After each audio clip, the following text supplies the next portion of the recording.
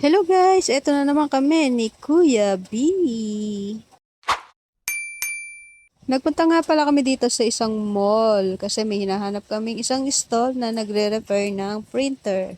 Nalibot na namin lahat ng mga pwesto pero wala kami nakita na nagre-repair ng printer.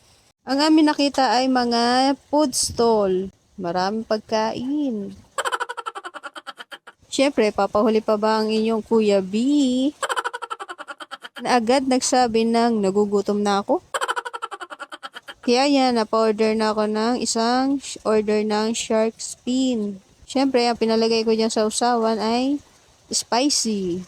At meron pa ako isang order na pork siomai na hinahanda pa ni ate at nilalagyan pa ng sausawan na maanghang. Sa halaga 110 pesos, yan dalawang order na yan. At meron pa akong isang stall na inorderan ng pagkain na nakatusok din sa barbecue stick. Nakalimutan ko na ang pangalan matagal na kasi ito nakasave sa gallery ko. At meron pang kasamang dalawang baso ng gulaman. At ito na nga, kakain na kami, hindi na kami kasya sa screen. Napatawa siya nung sinabi kong hindi na tayo kasya sa screen. Ano ba yan? At ito na nga, titikman na natin ang ating mga pinagbibili. Ang unang tinikman ng aking asawa ay ang shark fin na hiniwalay-hiwalay niya kasi nagkadikit-dikit. Ang tinikman ko naman ay itong parang tofu o parang chicken nugget na hindi mo maintindihan pero masarap siya. Yan ang itsura niya, parang tokwa. Masarap din ang sausawan niya, parang sweet chili sauce. Tapos habang kumakain kami, tinuturo niya yung masarap. Ang sunod ko naman tinikman ay itong pork siomai na natusta na.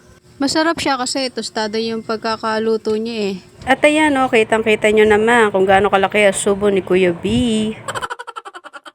Nguyain mo lang, baby. At ayan, malapit na maubos ang aming kinakain. Pakit pa si Kuya o, busog yarn. Sold na ang isang araw naming merienda. O, diba, ubos? Bitin pa nga si Kuya B dyan eh. Yun lang. Maraming salamat po sa inyong panonood. Ito nga pala ang inyong pinangirang vlogger. Pakilike naman po ang aking mga video. Salamat.